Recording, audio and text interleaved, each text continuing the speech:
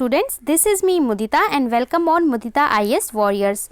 आज हम वर्कशीट 82 यानी कार्यपत्रक 82 हल करने वाले हैं और ये कार्यपत्रक आपको 5 फरवरी 2021 को दिया जाएगा।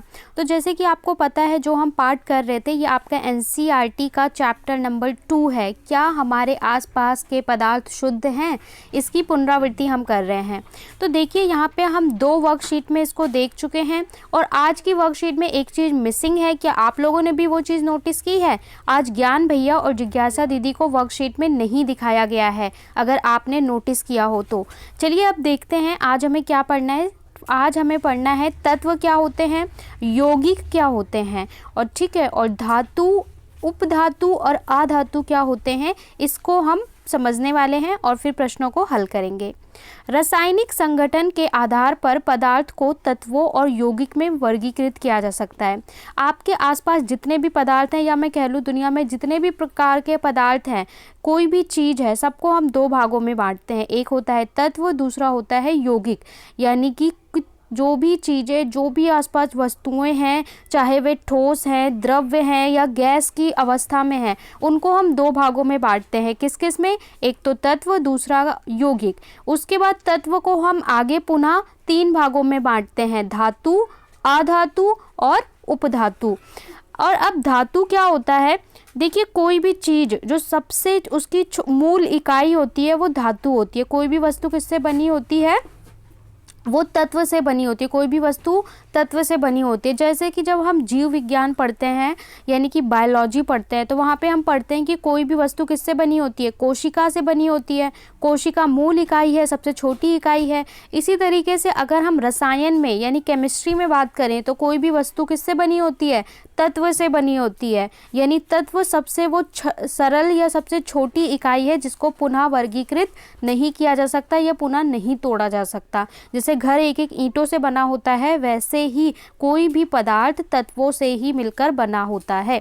अब तत्व को हम उनके गुणों के आधार पर 3 भागों में बांट देते हैं, धातु, अधातु और उपधातु। अब देखते हैं यहाँ पे क्या बता रहा है।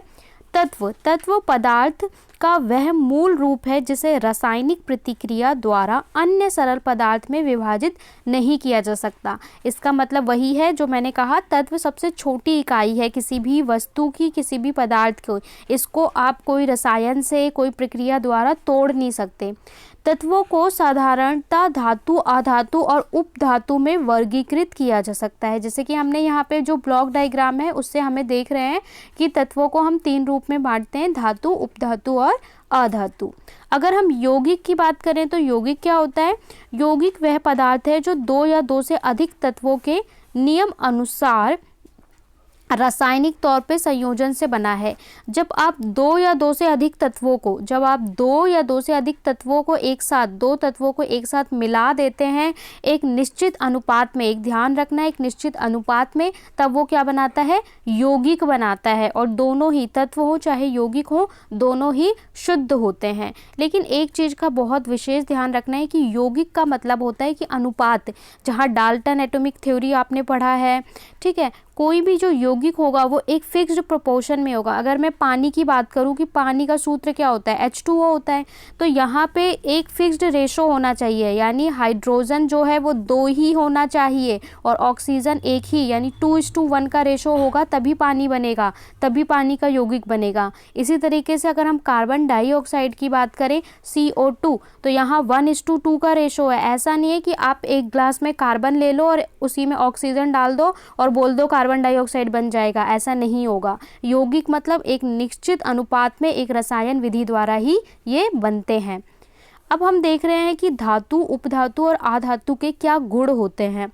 देखिए इनके जो गुण हैं यानी भौतिक गुण हैं वो लगातार आप देखते आए हैं, छोटी क्लासों में पढ़ाया जाता है, उसी को थोड़ा थोड़ा समझ लेते हैं। धातु प्राय दिए गए निम्न गुणधर्मों में से कुछ को प्रदर्शित करते हैं। वे चमकीले होते हैं। धातु चमकीले होंगे, जैसे कि आपके घर में जैसे हाथ में आपने कोई मेटल यानी कोई धातु पहन रखी है तो वो चमक रहा होगा, चाहे वो अंगूठी हो, कंगन हो, इसके अलावा कहीं खिड़की हो, अगर उसमें धातु लगी है तो उसमें शाइन होगा, एक चमक होगी। ठीक है। दूसरा, ये ताप और विद्युत के सुचालक होते हैं, मतलब इसमें से विद्युत प्रवाहित हो सकती है। जो विद्युत की तार बनाई जाती है जिसमें इलेक्ट्रिसिटी पास होती है, बिजली प्रवाहित होती है, वो सब किसकी होती हैं? धातु की ही बनी होती हैं। ये तन्य होती है, मतलब इसको तार के रूप में खींचा जा सकता है। तन्य का मतलब तान्यता एक गुण है इसका, कि जो इसको ठोक पीट कर ऐसे तारों में बदला जा सकता है। इसीलिए जितनी तारें बनाई जाती हैं वो किसकी? धातुओं की, जैसे कॉपर की बनाई जाती हैं। इसके अलावा ये आघात धैर्य होती हैं, इन्हें पीटकर महीन चादरों में बदला जा सकता है, यानी कि इसको बोलते हैं मैलिएबिलिटी। ये इसकी एक और गुण होता है जिसके कारण इसको चादरों में बदला जा सकता है, शीट्स में। इसके अलावा पारा धातु होते हुए भी कमरे के तापमान पर द्रव्य रहता है। तो ये क्वेश्चन पूछा जाता है, एक ऐसी धातु का नाम बताइए जो कमरे के तापमान पर द्रव्य यानी कि लिक्विड फॉर्म में पाया जाता है। तो वो क्या है? पारा, यानी इंग्लिश में इसे क्या बोलते हैं? मरकरी। ठीक है। इसके अलावा सोना, चांदी, लोहा, ये सारे हमारे क्या हैं? धातु के उदाहरण हैं। अगर हम आधातु की बात करें तो आधातु जो जितने गुण इसमें होते हैं वो सारे गुण आधातु में नहीं होते हैं। जैसे कि ये विभिन्न रंगों की होती हैं। आधातु क्या होती है? बहुत सारे कलर्स की होती है, जबकि हमारी धातु कैसी होती है? चमकीली। इसके अलावा ये ताप और विद्युत की कुचालक होती है, मतलब जैसे कि आप लकड़ी देख लो, प्लास्टिक देख लो, उसमें से बिजली प्रवाहित नहीं होगी। ये चमकीली, प्रतिध्वनिपूर्ण और आघातबद्ध होती है, यानी जो इसके गुण हैं वो सारे गुण ये नहीं दिखाएगा। जैसे कि हाइड्रोजन, ऑक्सीजन, ये सारे कार्बन, ये सारे हमारी क्या हैं? आधातु हैं। अब कुछ ऐसे यौगिक होते कुछ ऐसे हमारे तत्व होते हैं जो धातु और आधातु दोनों के बीच के गुण दिखाते हैं, या दोनों के थोड़े थोड़े गुण होते हैं, तो उसे हम उपधातु कहते हैं। जैसे कुछ धातु और आधातु के बीच के गुणों को दर्शाते हैं जिन्हें उपधातु कहा जाता है, जैसे कि हमारा सिलिकॉन हो गया, जर्मेनियम हो गया इत्यादि। और सिलिकॉन और जर्मेनियम जो है, अगर आप क्लास 11th और 12th में साइंस पढ़ेंगे तो इसके ऊपर पूरा अलग से चैप्टर पढ़ेंगे। अगर आप आफ्टर 12th विज्ञान के साथ जाते हैं तो आप इसके ऊपर पूरी बुक पढ़ेंगे, ठीक है, सिलिकॉन और जर्मेनियम के ऊपर। इसके बाद यौगिक और मिश्रण क्या होते हैं, इन दोनों में अंतर दिखाया है। कई बार बच्चे कंफ्यूज हो जाते हैं कि यौगिक और मिश्रण एक जैसा है। देखिए, सरल भाषा में अगर मैं समझाऊं, मिश्रण है कोई भी दो वस्तुओं को आप रैंडमली एक कटोरी में, ग्लास में, कहीं पे भी मिक्स कर दो तो वो हमारा क्या है? मिश्रण। जैसे कि दूध लिया, दूध में पानी डाल दिया तो वो क्या है? मिश्रण है। चावल में दाल मिक्स कर दिया, वो भी मिश्रण है। आटे में पानी मिला दिया, वो भी मिश्रण है। किसी भी चीज़ में कुछ भी मिक्स कर दिया, वो मिश्रण है। ठीक है, उसको आप अलग भी कर सकते हैं और उसमें कोई नया सामान नहीं बनेगा, नई चीज़ नहीं बनेगी। दूध में पानी मिला दिया तो कोई क्या नई चीज़ बन गई? जी नहीं। इसके अलावा उसको अलग भी किया जा सकता है भौतिक तरीके से। यौगिक क्या होता है? जहाँ पे दो चीज़ें जुड़ी होती हैं, मिली होती हैं एक विशेष अनुपात में, एक निश्चित अनुपात में। जैसे कि पानी हो गया, पानी में 2:1 का रेशो होता है, H2O। यहाँ पे आप पानी को तोड़ नहीं सकते, चक्कू से काट कर, छान कर क्या पानी को अलग कर सकते हो? हाइड्रोजन ऑक्सीजन को अलग कर सकते हो? नहीं कर सकते। तो ये क्या है? यौगिक है। तत्व क्रिया करके नए यौगिक का निर्माण करते हैं। यौगिक जो होता है नया बनता है, ठीक है।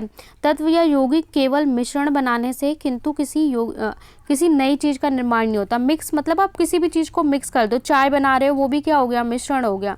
नए पदार्थ का संगठन सदैव स्थायी होता है। जैसे कि हाइड्रोजन और ऑक्सीजन दोनों का अलग अलग गुण है, दोनों को साथ में मिलाते हैं तो वाटर बनता है और वाटर का बिल्कुल अलग गुण होता है। लेकिन अगर मिश्रण में बात करें तो मिश्रण का संगठन परिवर्तनशील होता है। यहाँ पर कोई चीज़ को आप मिक्स कर देते हो, जैसे चावल में दाल मिल गई है, कच्चे चावल में कच्ची दाल, तो उसे आप चुन चुन के अलग कर सकते हो। तो ये स्थायी तो है नहीं। तीसरा है नए पदार्थ के गुणधर्म पूरी तरह अलग होंगे। जो यौगिक होगा उसमें जो नई चीज़ बनती है वो बिल्कुल अलग बनती है, लेकिन मिश्रण में ऐसा नहीं होता। मिश्रण में वही गुण होंगे जो चीज़ों को मिला रखा है, ठीक है। चावल दाल को मिला रखा है तो उसमें गुण किसके होंगे? चावल और दाल के ही गुण होंगे। घटकों को केवल रासायनिक या विद्युत रासायनिक द्वारा अलग किया जा सकता है। हमारा अंतर हो गया। अब देखिए, यहाँ पे आपको प्रश्न उत्तर दिए हैं, 4 प्रश्न हैं और कोविड के संदर्भ में मैसेज है कि आपको 2 गज दूरी का पालन करना है। चलिए उत्तर देख लेते हैं। निम्नलिखित को तत्वों, यौगिक और मिश्रण में वर्गीकृत करें। यहाँ पे आपको कुछ पदार्थ दे रखे हैं, आपको बांटना है कि कौन से तत्व हैं, कौन से यौगिक हैं, कौन से मिश्रण हैं। तो तत्व में हमारा सोडियम, चांदी, टिन और सिलिकॉन, ये हमारे तत्व हैं। मिश्रण में मिट्टी, चीनी का घोल, कोयला, वायु, साबुन और रक्त, ये हमारे मिश्रण हैं। और यौगिक में कैल्शियम कार्बोनेट यानी CaCO3, मीथेन यानी कि CH4, इसके अलावा कार्बन डाइऑक्साइड यानी CO2, ये हमारे क्या हैं, यौगिक हैं। तो आप इसका स्क्रीनशॉट ले सकते हैं, ठीक है। साथ में डिस्क्रिप्शन में आपको टेलीग्राम का लिंक मिल जाएगा, वहाँ से आप टेलीग्राम चैनल को भी ज्वाइन कर लीजिए। निम्नलिखित यौगिकों में मौजूद तत्वों के नाम बताइए। यहाँ पे आपको कुछ यौगिक दिए हुए हैं, ठीक है। बुझा हुआ चूना, हाइड्रोजन सल्फाइड, पोटेशियम, और बोला है कि आपको इसमें कौन कौन से तत्व मौजूद हैं बताइए। बिना बुझा चूना, तो यहाँ पे बुझा चूना में आपको क्या बताना है, देखिए मैंने एक टेबल बना दिया है, यहाँ यौगिक लिखा है, यहाँ रासायनिक सूत्र उसका क्या होगा, और यहाँ तत्व लिखा है। तो बुझा चूना को हम कैल्शियम ऑक्साइड बोलते हैं, CaO इसका फॉर्मूला होता है। यहाँ कैल्शियम और ऑक्सीजन यूज़ हुआ है। अगर हम बात करें हाइड्रोजन सल्फाइड में, हाइड्रोजन सल्फाइड, तो यहाँ पे इसका फॉर्मूला H2S होता है। यहाँ पे हाइड्रोजन और सल्फर तत्व यूज़ हुए हैं। बेकिंग सोडा NaHCO3, ठीक है, सोडियम हाइड्रोजन कार्बोनेट इसे बोलते हैं। सोडियम, हाइड्रोजन, कार्बन और ऑक्सीजन, 4 तत्व यहाँ पे इस्तेमाल किए गए हैं। पोटेशियम सल्फेट का फॉर्मूला होता है K2SO4, यहाँ पे पोटेशियम और इसके अलावा पोटेशियम, सल्फर और ऑक्सीजन, पोटेशियम, सल्फर और ऑक्सीजन इस्तेमाल हुआ है। तो ये आपका आंसर हो जाएगा। आगे देख लेते हैं। क्वेश्चन नंबर 3 में बोला है समझाइए कि पानी एक यौगिक क्यों है और मिश्रण क्यों नहीं है। तो पानी एक यौगिक है और मिश्रण नहीं है। देखिए मैंने अभी आपको बताया था, जो पानी है एक निश्चित अनुपात में वो बना हुआ है H2O, ठीक है। तो ये एक इसके निम्नलिखित कारण है, जिसमें से कुछ कारण मैंने बताए हैं, आपको जो पसंद आए वो लिख सकते हैं। पानी एक निश्चित अनुपात यानी 2 तत्वों से बना हुआ है, एक फिक्स्ड 2:1 के रेशो में है। इसके घटकों को केवल रासायनिक या विद्युत रासायनिक प्रतिक्रिया द्वारा अलग किया जा सकता है। यह एक रासायनिक बंधन के साथ हाइड्रोजन और ऑक्सीजन के बीच प्रतिक्रिया से बनता है। तो ये कारण है जिसके कारण आप कह सकते हो कि ये एक क्या है, यौगिक है, ना कि मिश्रण। अगले प्रश्न में आपसे बोला है लोहे, चूर्ण और सल्फर के मिश्रण को गर्म करने पर बनने वाले यौगिक का नाम बताइए। जब आप गर्म करोगे तो कौन सा यौगिक बनेगा। यदि इस यौगिक में तनु हाइड्रोक्लोरिक एसिड यानी कि HCl डालेंगे तो कौन सी गैस निकलेगी। तो यहाँ पे देखिए आंसर आयरन सल्फाइड, इसमें जो बनेगा वो क्या बनेगा, आयरन सल्फाइड बनेगा। और यहाँ से जो गैस निकलेगी वो हमारी हाइड्रोजन सल्फाइड गैस यानी H2S जो गैस होगी वो गैस निकलेगी। और इस गैस का अगर गुण बोलें तो ये रंगहीन होती है, यानी इसका कोई रंग नहीं होता, और इसमें सड़े हुए अंडे की गंध आती है। तो ये आपका आंसर नंबर 4 हो जाएगा। यहाँ पे हमारी वर्कशीट कंप्लीट होती है। वीडियो को ज़्यादा से ज़्यादा लाइक करें, शेयर करें और साथ ही चैनल को सब्सक्राइब कर लें, जिससे आपको सभी वीडियो का नोटिफिकेशन ऑन टाइम मिलता रहे।